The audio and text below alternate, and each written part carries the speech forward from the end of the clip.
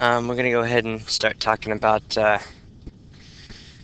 chemical thermodynamics. So we're going back to the idea of thermochemistry a little bit, where we talked about delta H and heat of reactions and stuff like that. But now we're going to, instead of focusing so much on delta H, we're going to talk a little bit more about delta S, which is entropy, which is a very complicated concept. We're not going to talk about it a ton in here, but this is kind of your introduction to entropy. We're going through this unit pretty fast, so just kind of bear with me here. There's not a ton that you need to know here in the first couple of sections, but again, this is just introduction, so that you kind of understand what entropy is. Because ultimately where we're going here is we're trying to figure out whether a reaction will happen spontaneously or not. Okay? Spontaneous reactions will occur. You don't have to provide any outside intervention. Okay, so a lot of the reactions that we do in here are spontaneous reactions. You mix a couple chemicals together, you don't really have to do much else to them other than just put them within close proximity of one another, and they will react. Spontaneous processes have a definite direction in which they're going to occur. So examples of this would be like combustion of natural gas, the rusting of an iron nail, ice melting at room temperature. All of these things just, again, combustion of natural gas, you have to give it a little bit of initial energy there, but once that starts, then that reaction will continue without a lot of outside intervention. And the reverse of that process is not going to be spontaneous. In other words, we'd have to put a lot of energy back into that system to change it back to its original state. Rusting of an iron nail, same thing. You just leave a nail out for a long period of time. It's going to react with oxygen in the air and rust.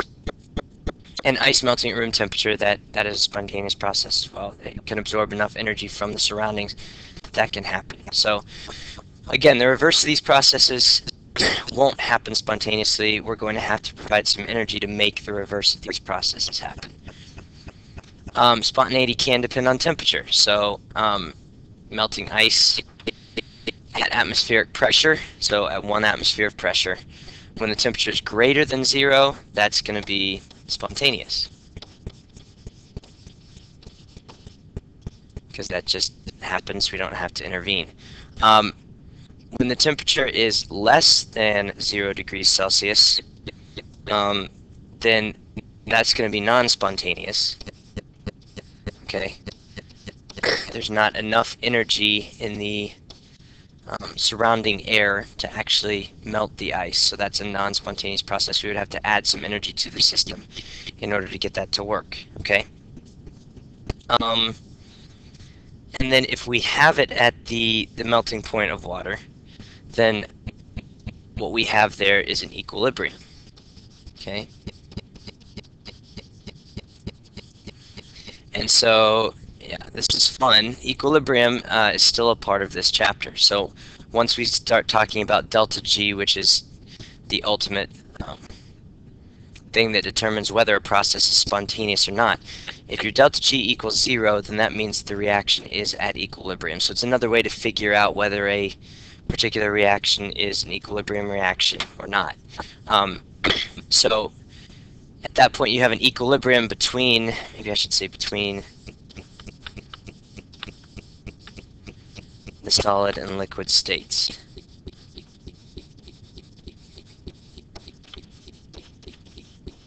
Okay, so spontaneity is very temperature dependent, which we're going to come back to that quite a bit in this unit. So you got to remember that. It seems like everything depends on temperature. So we're going to predict whether the following processes are spontaneous as described, spontaneous in the reverse direction, or in equilibrium. So we've got a piece of metal that's heated to 150, and it's added to water at 40 degrees Celsius, and the water gets hotter. Okay, so again, we're having to add some energy to the piece of metal, so forget about that first part, okay? The process that we want to decide whether it's spontaneous or not. Once we add the 150 degrees Celsius piece of metal into the water at 40 degrees Celsius, is the water going to spontaneously get hotter? Is that something that naturally occurs, or is that something that we have to force to happen somehow? So that one's going to be spontaneous. Just abbreviate here because I'm out of room. So A is going to be spontaneous, okay? B, water at room temperature decomposes into H2 and O2. Okay, so we don't normally witness this occurring at room temperature. Usually water stays water. In order for that process to happen, you have to do something like pass electricity through the water, which would split it apart into hydrogen and oxygen. That's called electrolysis. So this one is going to be non-spontaneous in the direction that it's being written right now. Okay, but we're not writing non-spontaneous on these. We're writing spontaneous or spontaneous in the reverse direction. Okay, so that means if water doesn't spontaneously decompose into H2 and O2, then that must mean that the addition of H2 plus O2 to make water must be a spontaneous process. Okay, so B is going to be spontaneous in the reverse direction. Sorry, I'm just sloppy. And then benzene vapor, C6H6, at a pressure of 1 atmosphere condenses to liquid benzene at the normal boiling point of benzene, which is 80.1. Okay, so that one, we're going to have to remember what normal boiling point means. So we have a vapor, it condenses to a liquid at the normal boiling point. Okay, so at 80.1 degrees Celsius, this is kind of like 0 Celsius for water. Okay, well, no, I'm sorry, this is like 100 Celsius for water, because this is that point at which you have an equilibrium between the vapor and the liquid. Okay, so if it's condensing at that point, that is a process that's in equilibrium right now, because at that exact temperature, it could be going in either direction. Okay, so the way that we would say this is that neither of these processes are spontaneous. Okay, it's just an equilibrium. It's, the rate of vaporization and the rate of condensation are happening they're exactly the same. Okay, so those two processes are happening at exactly the same rate. All right, so a reversible process is one where you can change it back to the original by just reversing the change. Okay, so an exact reversal here can actually take you back to the original state. All right, and so sometimes that's possible, sometimes it's not. Okay, and what we mean here basically is if it's a reversible process, then you don't really have to change the surroundings in order for this to occur. Okay, so an example of this is melting 1 mole of ice and then refreezing the mole of ice at 0 degrees Celsius. Okay, so melting and refreezing, the surroundings are at 0. Okay, and so when that mole of ice melts, what's happening here, your system or your ice, let's see, I don't want to draw this. So you've got your system there, and then you've got your surroundings. The surroundings are giving some energy to the system, right? And so that's how that mole of ice can then melt. But if that mole of ice refreezes and we're still at 0 degrees Celsius, now that system is giving that exact same amount of energy right back to the surroundings in order to refreeze. Okay? And so that's a reversible process because nothing really changed between the system or the surroundings. Between those two processes. So you put it back to the way that it was, and everything's really back the way that it was. Okay? Hopefully that makes sense. So you give some energy to the system gives the energy back to the surroundings. That's a reversible process. Okay? And phase changes are examples of reversible processes. An irreversible process is one that you can't restore the system and the surroundings back to their original state. So something has to change in order to get it back to its original state. Okay, it doesn't mean that you can't get it back to its original state. It just means that you have to take a different path. It means that you have to somehow change the surroundings to get it back. Okay, and so an example of this would be allowing gas to expand into a vacuum. I don't know why I didn't just have a picture of this up here. Instead, I decided I would draw it. This is going to be bad. So let's say you've got this this cylinder, okay, and right here you basically have a little metal divider between the two cylinders, and it's airtight. So you've got some gas particles over on this side of the cylinder, but not on the other side. You have a vacuum on the other side, okay. But on this other side, you also have a little piston here, okay. And that piston, you can use that. Well, we'll use it in just a minute, okay. So then let's say that we actually remove the metal divider here, okay. Should have made this first one smaller. I'm going to make my cylinder smaller here. So we have removed the metal divider, okay, and now the gas is everywhere inside the cylinder, okay. And we still got our little piston here. Oh, this is horrible. Sorry, I'm going to have to erase my arrow. I told you this was going to be bad.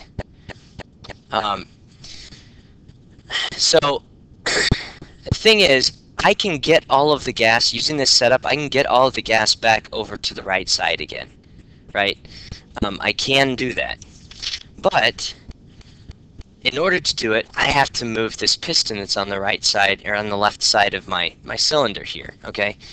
And so what I have to do, in order to get all the gas back, this is still up, because if I just put the divider back into place, if I just move this divider down, well, now I've got gas on both sides, and that's not the same at all, right? So if I'm trying to restore it to its original state, the only way to do that now is to take this piston, okay,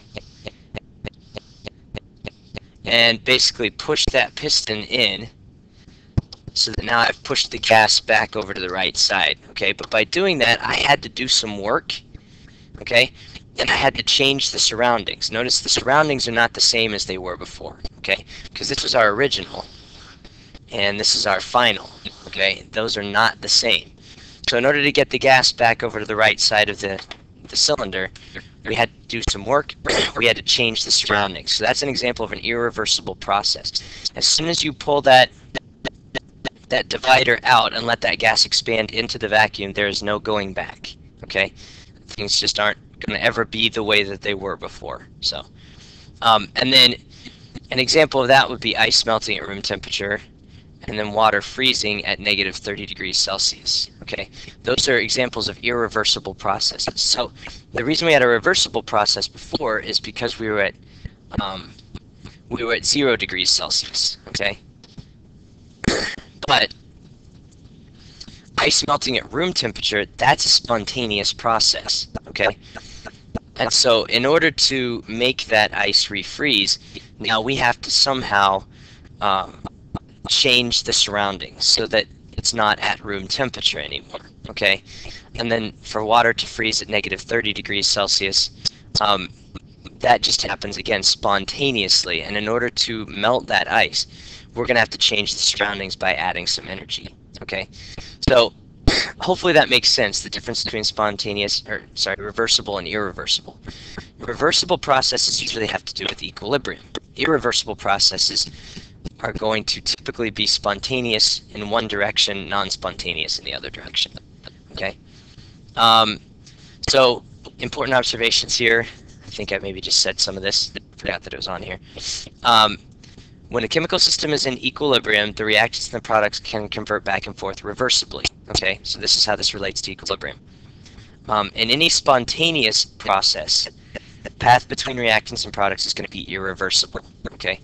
So if it happens spontaneously, it's going to happen in one direction, and then to get it back, you can get it to go back, but you have to change the surroundings in order to get it to go back. You're going to have to add energy somehow, okay? Or you're going to have to do work in order to make this happen. When it's in equilibrium, they go back and forth, and you can kind of think of both directions as maybe happening spontaneously, although that's not the way we usually talk about it. But it's just in equilibrium, you know, it's going back and forth, and you don't really have to do anything to make that occur. Okay. All right.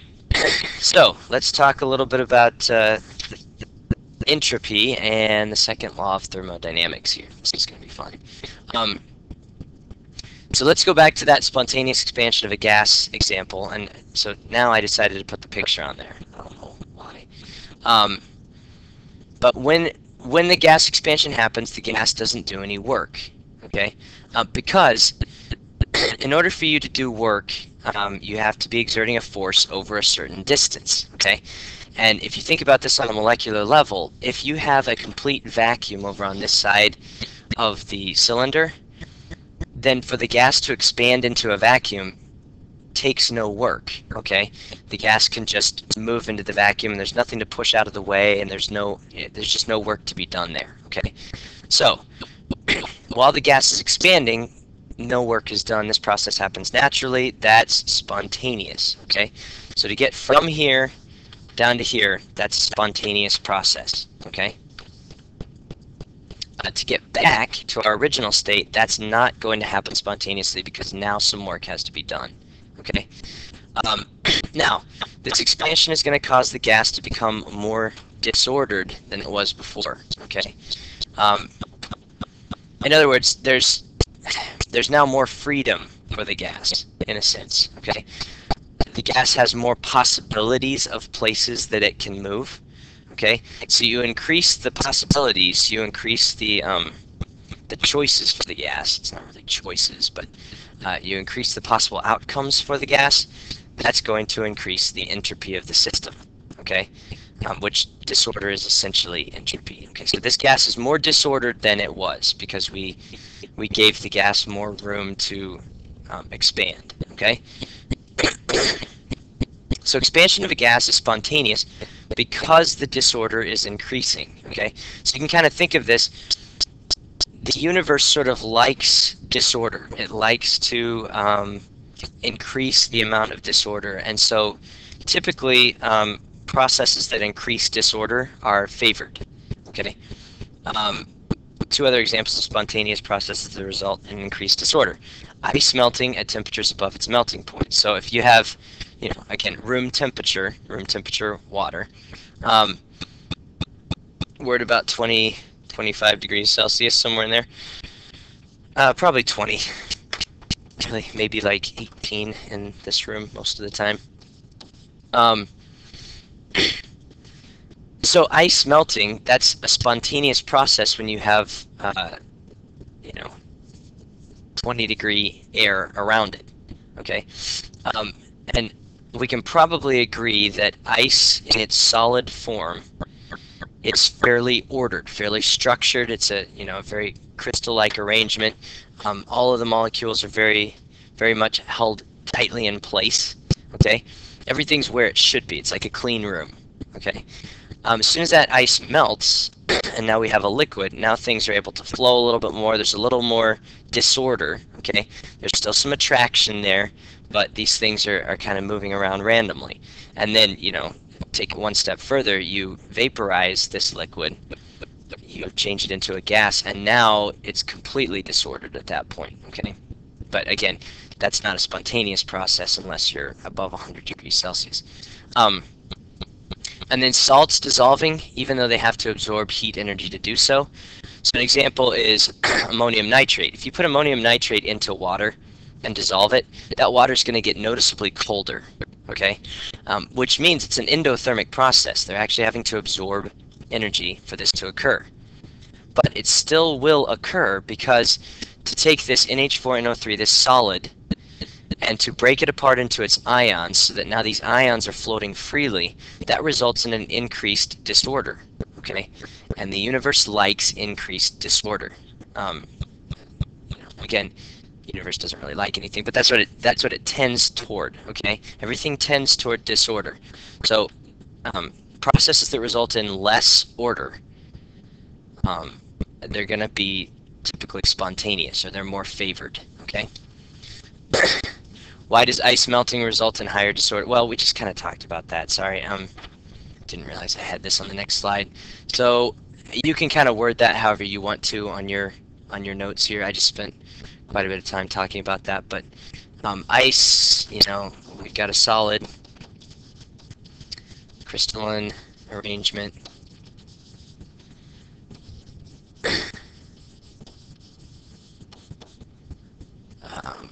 held in place, molecules in place, you know, that sort of thing.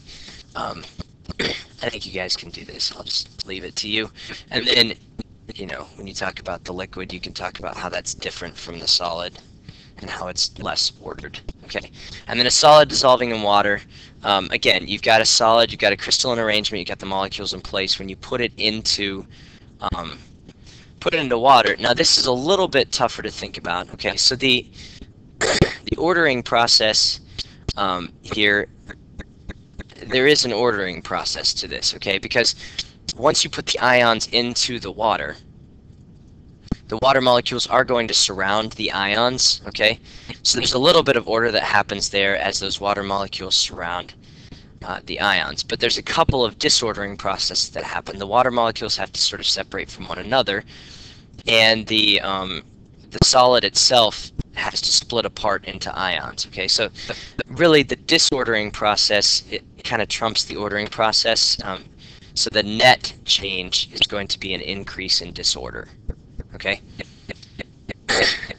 Entropy is that term. So I've been saying disorder. From now on, I'm going to say entropy instead of disorder. I think I slipped up and said it once already. But that's the idea. Okay. Entropy is disorder. And the more disordered the system, the larger its entropy. Entropy is denoted by an S in science. I'm not sure exactly why it has the symbol S, but it does. And the units for S typically are going to be joules per mole times Kelvin. Okay. So you can see already some of the things that affect entropy. Okay. And entropy is a state function, just like delta H.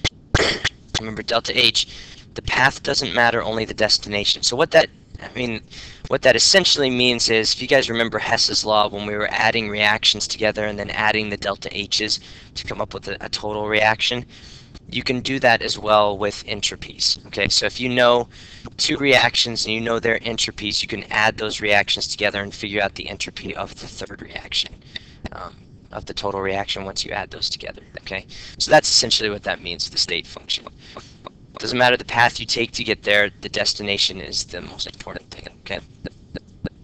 To find the delta S, obviously you take the final entropy minus the initial entropy. If delta S is positive, then you have a more disordered state at the end than you started with. Okay, which kind of makes sense since you're taking S final minus S initial. Okay. If delta S is negative, the initial state is more disordered than the final state. Okay, so if delta S is negative, that means that you actually have to increase the order of the system. All right, so this is a little different.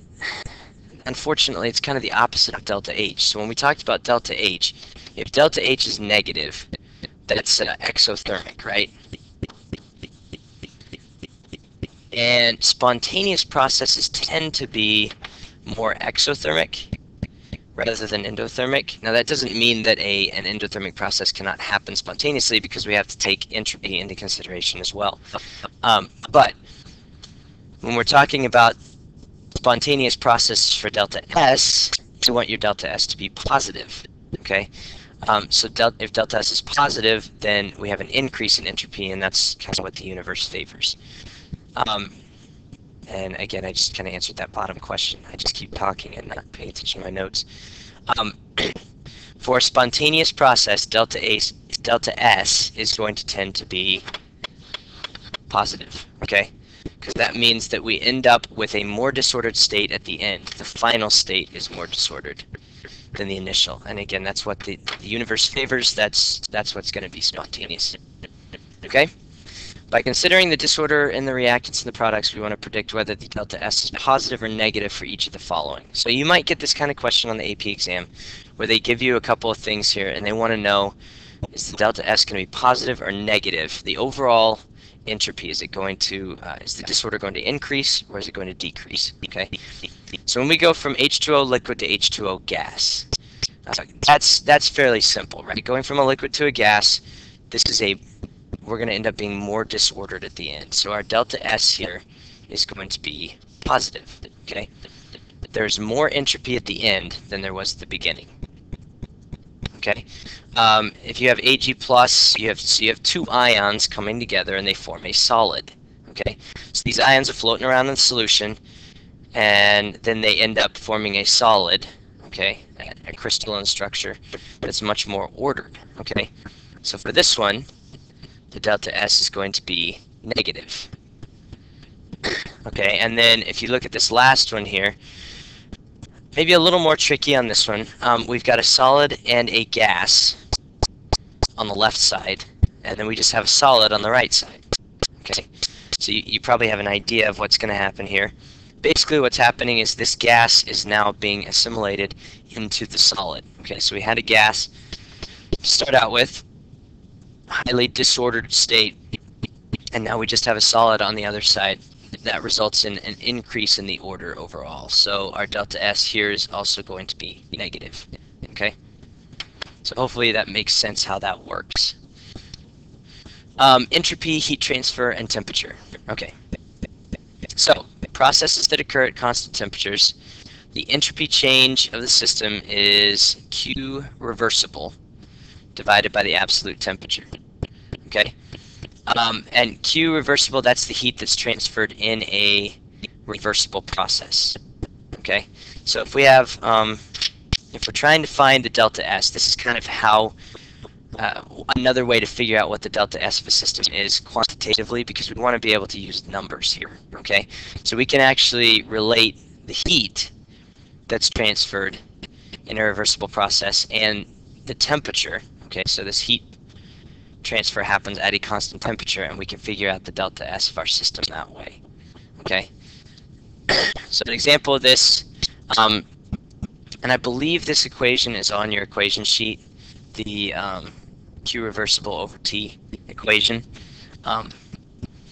If not, then you're not really responsible for knowing it on the AP exam. I can't remember off the top of my head. I don't have the equation sheet right in front of me.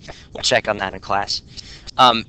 So if you want to calculate the delta S for the conversion of 1 mole of water into 1 mole of steam at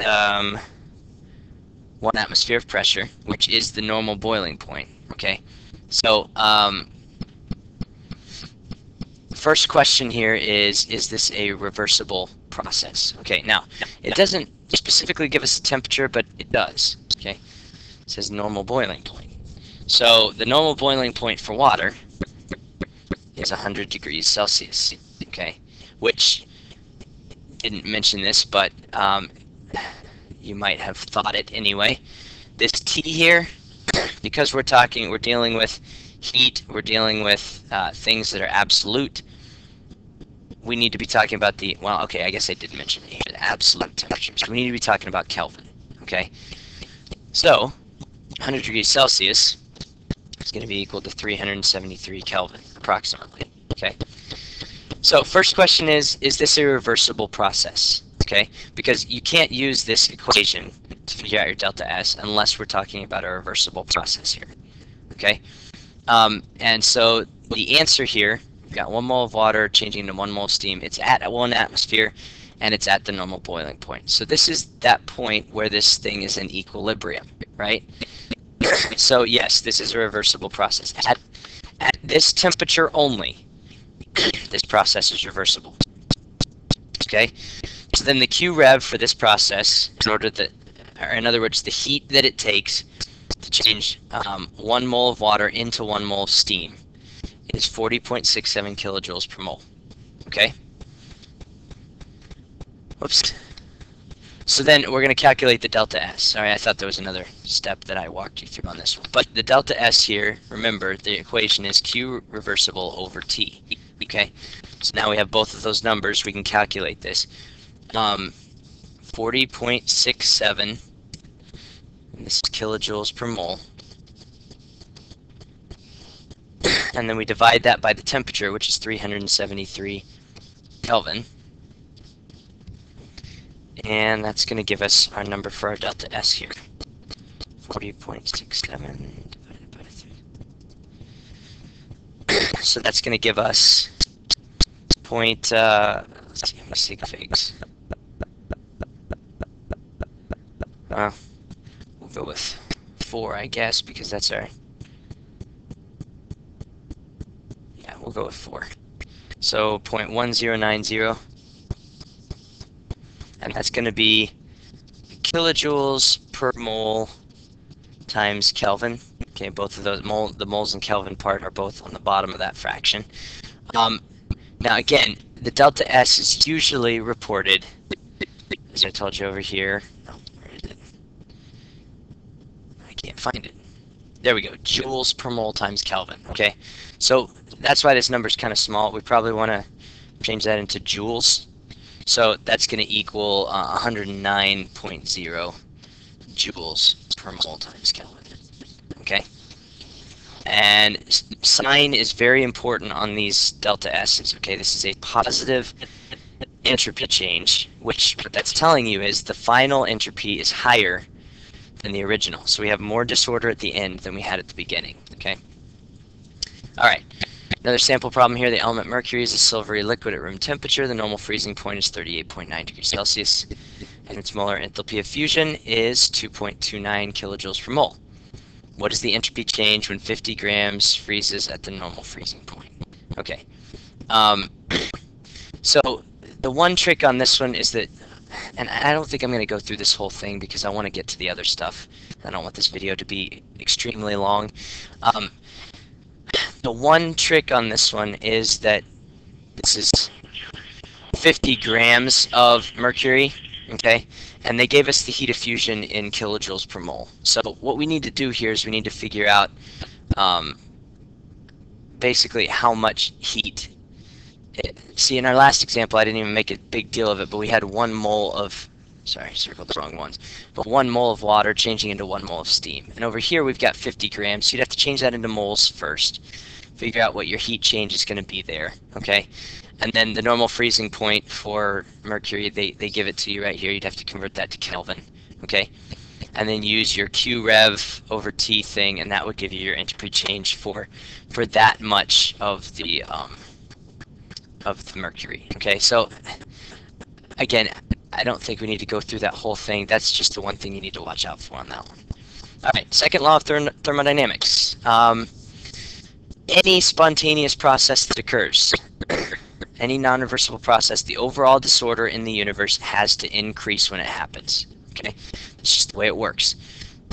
If the order in the system is increasing, then the disorder in the surroundings has to decrease by a larger amount. Okay.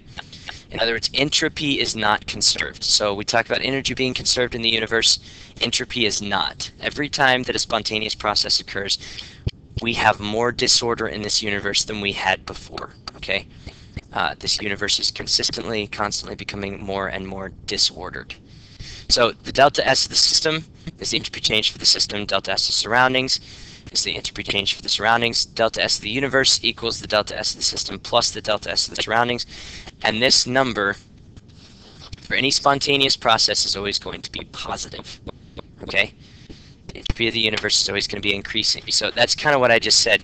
If the delta S of the system goes down, in other words, if we increase the order of the system, the delta S of the surroundings has to go up by more. Okay? Because that delta S of the universe is always going to be positive when we have a spontaneous process occurring. For a reversible process, the delta S of the universe does not change, okay? And so there is no net change in entropy when you have a reversible process, a process that's at equilibrium, okay? And then for an irreversible process, well, I just said this. Again, I keep forgetting what's on my notes, what's not. But in other words, for a spontaneous process, the delta S of the universe has to be greater than 0 when you add those two together, okay? All right, so spontaneous oxidation of iron to Fe2O3 is an example of this. And again, we already talked about this one, but would this result in an increase or a decrease in the entropy of the system and then the surroundings? So what's happening here, we're actually increasing, or I'm sorry, we're decreasing the entropy of this system, right? And we talked about this earlier. The delta S for this is actually negative. Okay? So the delta S here is negative because we are changing a gas and putting it into solid form, essentially. Okay? So that's the delta S for the system. We didn't really talk about how that was the delta S for the system before. So then the question is, what's the delta S of the surroundings then? And it would have to be positive. Okay. Now, we know that the oxidation of iron is a spontaneous process. Okay. In other words, the rusting of iron. It just happens. Okay. So that tells us that this delta S of the surroundings, the increase in the disorder of the surroundings must be higher than the decrease in the disorder of the system. Okay, so in other words, this number is more positive than this number is negative, because when you add those two together, they need to be greater than 0, because this is a spontaneous process. Okay. All right, system that does not exchange energy or matter with its surroundings is called an isolated system. Okay, in an isolated system, the delta S of the surroundings is always going to be 0, because it's, whatever's happening is isolated from the surroundings. So, there's no way for an exchange of energy to occur, so then, the delta S would stay the same for the surroundings. But then if you're looking at the system itself there, a reversible process, the delta S of the system is going to be equal to 0. For an irreversible process in an isolated system, the delta S is always going to be greater than 0. Okay? It has to be. For a spontaneous process, if it's isolated, then the only thing we're considering is the system, because it's not exchanging energy with its surroundings. Then the delta S of the system has to be greater than 0. I'm not going to belabor that point too much. Again, this is just an introduction to entropy to get you going here. So let's see, what are we going to talk about now? Consider the reversible melting of 1 mole of ice in a large isothermal. How close are we here? Okay, we're close. Reversible melting of 1 mole of ice in a large isothermal water bath at 0 degrees Celsius and 1 atmosphere pressure.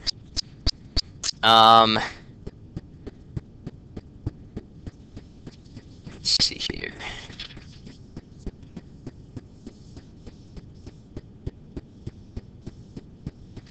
So, an isothermal water bath. That you probably aren't going to know what that means, but it just means that the water and the ice are the same temperature. They're at 0 degrees Celsius. Okay. It's giving us the entropy of fusion of the ice. We want to know the entropy change in the system and in the surroundings and the overall change in entropy of the universe for this process.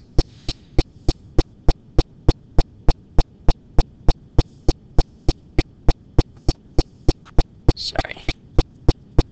I'm just looking at this one because I don't remember. Because I was thinking if this is reversible, then the delta S of the universe should be 0.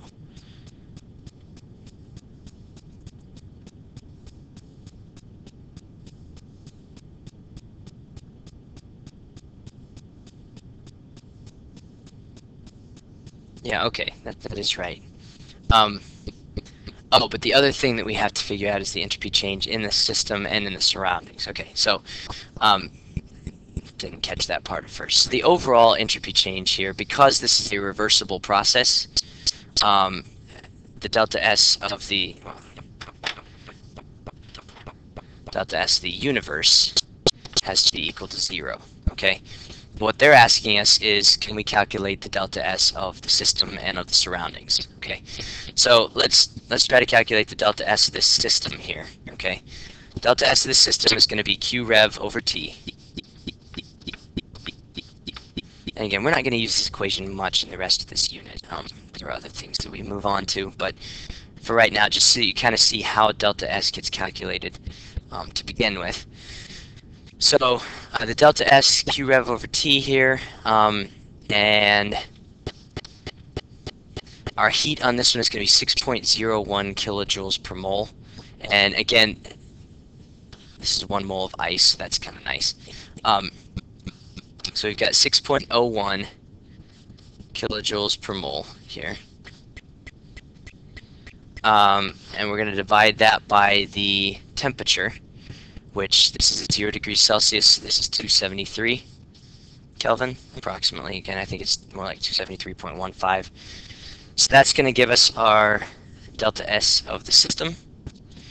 There's nothing really tricky about this one other than making sure we get our sign right at the end. So 0.0220, I guess. And that's going to be kilojoules per mole times Kelvin. But again, that's a small number, so let's put this in joules per mole times Kelvin. So it's going to be 22.0 joules per mole times Kelvin. And then we need to make sure that we've got our sign right, okay? This is melting, okay? So this is going to be a positive 6.01 kilojoules per mole because we're actually adding the heat into the system in order for that to occur, okay? So as far as the system is concerned, there is an increase in disorder of the system because it's going from a solid to a liquid. Okay, so having a positive here is correct. This is the delta S of the system.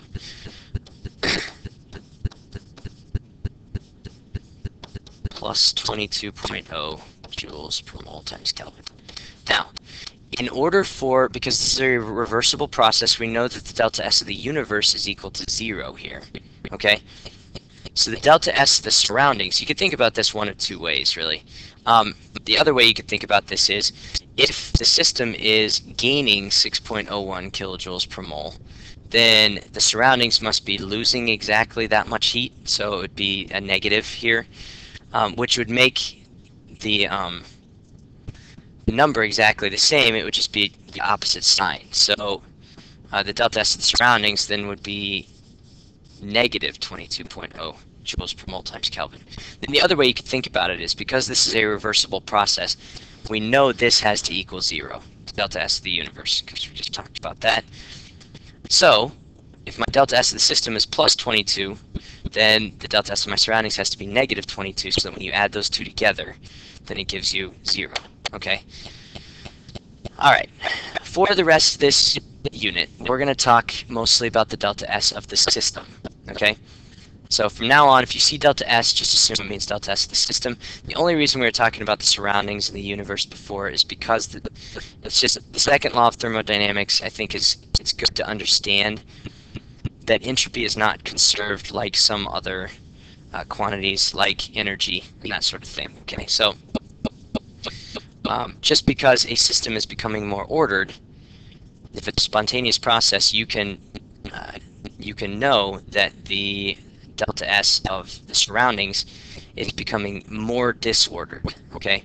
So that when you add those two together, overall the universe now has less order in it than it did before. Every time we do a chemical reaction in this class that happens spontaneously, we're increasing the amount of disorder in this universe. So it's kind of interesting. Alright, so we'll talk more about that in the next set of notes. Have a good weekend.